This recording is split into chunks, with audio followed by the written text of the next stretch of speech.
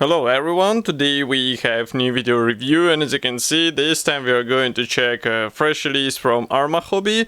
This is a so-called expert set as it's written here, and it copies F4F-4 Wildcat in 1/72 scale as you can notice here, and you can also notice that we have slightly different, let's say, layout of the thing, so I'm standing from the different side of the table.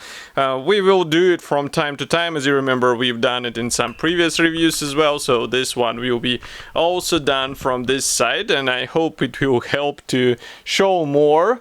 And this kit is quite interesting because it brings us a quite, I would say, detailed copy of this famous US aircraft. It's a kit number 70047. In 1/72 scale it should be quite, I would say, notable copy, and it's safe to say that it is one of the best, if not the best kit in this scale, and we'll see why it is like that. So first of all, box size is not that big, but it's not surprising for 1/72 scale. Here you can see comparison with my hand. We have really beautiful box art. I'm not sure if you can actually get it as a poster, but that would be really cool to have it on your wall in a nice frame. Next, on the side here we have also a small note on what is inside. So we have plastic parts, obviously, decals for 6 different marking options, PE and masks included. That's really cool. And here on the rear side you can see some of these markings, well, actually all of these markings, 6 marking options. As you can see, there are 5 blue aircraft and also 1 British, which was in Algeria in December 1942. But I guess we will see more marking guides in the assembly manual. And here on the opposite side you can see also address of the manufacturer. Of course it is made in Poland, and we have some safety devices. Of course it's not suitable for children younger than 14 years old. So this is a side opening box, and if we open it, here you can see that it's empty inside, and if we open it, it's quite, I would say, a simple package. All sprues are packed into one resealable plastic bag, but as far as you can see, everything arrived intact, so there are no broken off parts or some other, let's say, dangerous stuff. So we are going to open it right now. Take it out. What I'm not that cool about, let's say, is that this clear sprue is packed as let's say, sole sprue without any separate plastic bag, and that's not cool because it might get it scratched even though it is separated from all, let's say, gray sprues with the assembly manual, but still be careful. But you can see that molding quality is really beautiful. We have clear parts which look nice, and as you remember we have masks included, so a separate canopy part can also be used for opening the cockpit on your aircraft. So in my opinion this is more or less nice thing to have. And next we can continue with gray plastic sprues. So here we have 2 of them. So first one is here. Maybe I'll try to zoom in even closer. No, that's the maximum, surprisingly. But we have here the first gray plastic sprue, and why it is interesting, because here we have some cockpit parts. You can notice them in this area or section of this sprue, and molding quality looks surprisingly good. I mean, for this scale it looks really impressive, and if camera will focus you will see, yeah, now you should be able to see, I guess. So all these parts are molded nicely, and let's not forget that this is a 1/72 scale, so that's why it looks even more impressive. And once everything will be combined together, it will be a really nice combo. And landing gear wheels, they're molded as a single piece part, so you get 2 types. The same can be said about tail wings and also elevators. So that will also come handy for a bit cleaner result, because it will provide you with parts without any unnecessary gaps. Especially, I mean, some modders will understand me, especially those who encountered such problems when joining 2 hulls together. We have also some landing gear parts here and there. These are quite thin, and I would recommend to be careful with them, because as you can see they are quite tender. But plastic from Arma Hobby is more or less durable as far as I remember, so you won't have any issues. And again, I really like molding quality here. So we can move on to the next gray plastic sprue, and that's actually, let's say, the last one here because it fits all other parts. And first of all, I would like to zoom out so that you can see what we have here. So here you will find two fuselage halves. You can see them here and here. Both are molded together with the tail fin. Cooling parts are molded separately, and really cool that the frontal section is molded as a single piece part here and here. So you won't have any gaps in these areas, and this is really nice. We also have wing parts here. These are two top halves, these are two bottom halves, and I will try to zoom in a bit more so that you get a closer look. So note that engine compartment, let's say, or engine bay is really detailed for 1/72nd scale model. Frankly speaking, I'm not sure if any other Wildcat kit in this scale actually offers the same features, but we can try to bring it even closer so that you can check these parts in a bit more zoomed in way. So note that these fuselage parts, they look gorgeous. We have recessed panel lines, the same panel lines or the same external features are present on wing parts, so it's just a matter of careful painting and weathering and maybe bringing out somehow all these features. And if I flip it over, here inside you'll find guiding elements, so they should be handy in order to join wings and fuselage halves together. The same goes for these cooling parts. As you can see, we have some guiding parts or guiding bits here and there, and this is really smart design in my opinion. So again, be careful while joining all this stuff together, but it will help you in order to get the right fitment between these parts. And these things are quite interesting. I'm not sure where they will be used, so we'll have to check it. But here you can take a look at the opposite side of this sprue while I'm opening a small plastic bag with various accessories which are supplied here. As you remember, we get to use the PE thread and also the mask sheet. So here are masks. They are pre-cut, and I'm not sure if camera will actually focus on them. Maybe we'll try to... Yeah, now you should be able to see that they look quite nice. They will cover canopy and landing gear wheels, so it's just a matter of careful application, but they are ready to be used straight out of the box.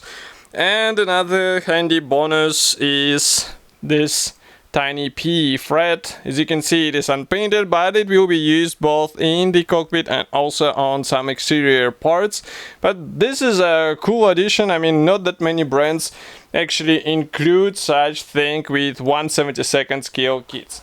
And now we can move on to the assembly manual. So let's zoom out a bit.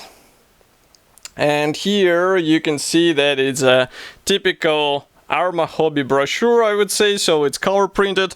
We have short history note here on the first page. We have also parts map, which is rather small, so obviously there are no designations on which parts are not used, but I guess all parts will be employed. We also have paint chart here, and by the way, I can see Decals sheet inside, so just give me a second to remove this backing paper, and here it is. It looks quite nice.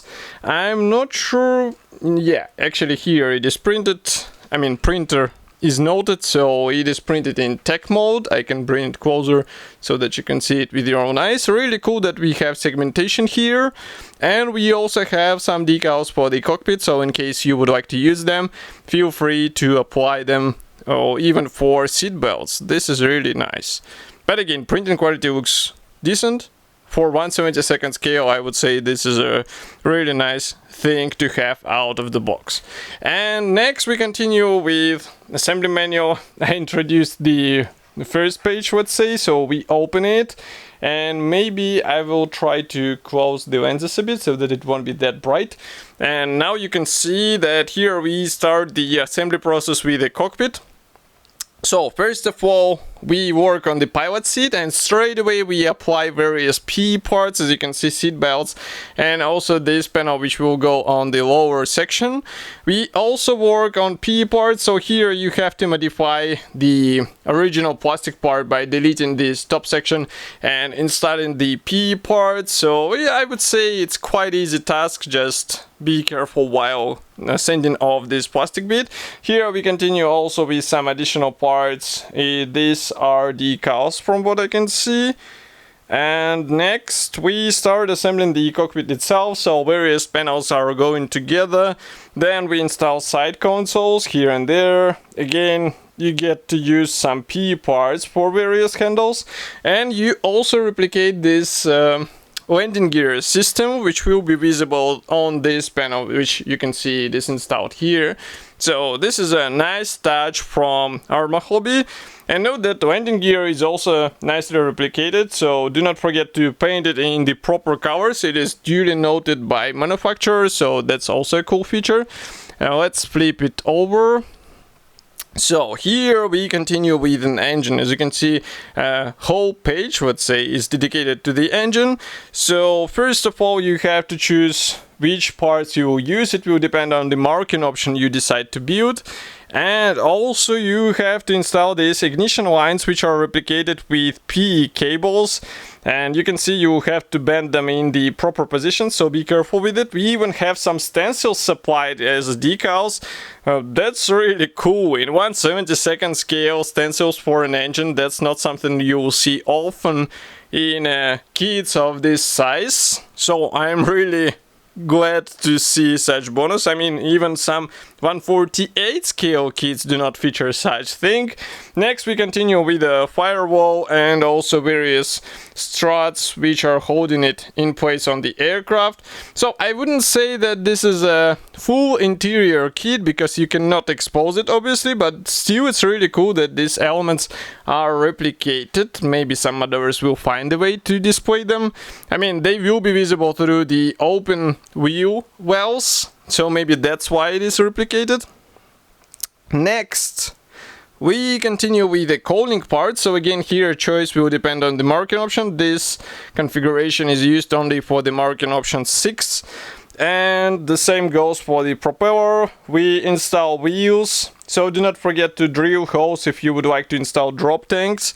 And next we proceed with landing gear. As you can see, it is quite tricky thing to assemble, but we get the special template, I would say, for the assembly, so it should be handy in order to get the right angle between the parts. And here you can see the whole, I would say, part or landing gear system in a finished state. So next we continue with installing this thing into the landing gear bay area. And also, so I'm reading about these navigation lights. So navigation lights are for very late F4F4, it's written here, so you need to remove it for all box markings which are included, so do not forget to do this. Next we continue with a fuel tanks. As you remember, for fuel tanks you have to drill some holes in the wing ports, and here we have them installed. Also there are some minor P parts going on the wing. And next we proceed with the canopy. So for the canopy, as you can see here, we just instructed to install these sections. I'm not sure if it will be shown that you can open it. No, it's not shown. But as you remember, the central section is molded separately, so you can open them. Next, we continue with the marking guide, and we have also QR code for seeing more. So it's quite interesting what is there. I will scan it and I will write in the video review. I mean, in the review article, but still, even these marking guides, they are sufficient in order to get a nice marking on your 1/72 scale aircraft. So just to remind you, we have 6 options in total. And here you can see also some bonus markings. This is really funny. So we have also 4 bonus markings, and they can be replicated by changing these numbers, I guess. And also this huge star. But that's really cool. So in total we have 10 markings for 1/72 scale aircraft. And all this stuff should be already available, so if you would like to get it, you can get it in any good model shop or from official Arma Hobby website as well, as far as I remember. At least you can find a list of distributors there, that's 100% sure. And of course I will be happy to hear your opinion. Do not forget to write it here in the comment section below. If you like this video, do not forget to press the like button, subscribe to our YouTube channel, and I will see you in the next video review as usual. Thank you for joining me today, and bye!